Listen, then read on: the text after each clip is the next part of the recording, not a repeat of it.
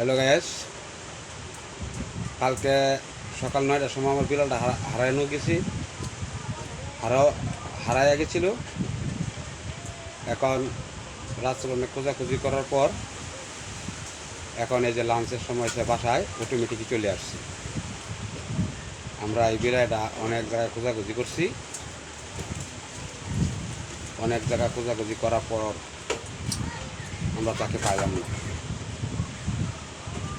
অনেক লোকজন তাকে খোঁজাখুঁজি করছিল, তাকে পাওয়া যাচ্ছিল না।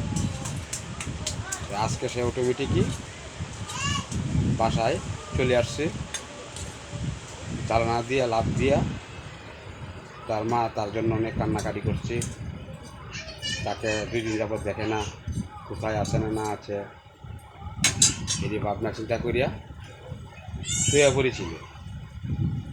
এখন এই কিছুক্ষণের ভিতরে সে বাসায় ঢুকিয়া তার মাকে ডাকতেছে যে মা মা আমাকে বাদ দেও, আমি চলে আসছি। তখন তার মা বিছনা থেকে উঠে তাকায় দেখে যে তার বিড়াল।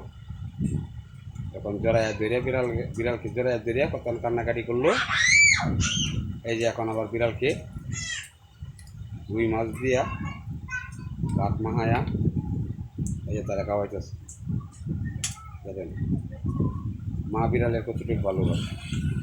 আমিও খুঁজছি, অনেক জায়গায় আমি খোঁজাখুঁজি করেছি, আমিও তাকে পাইনি।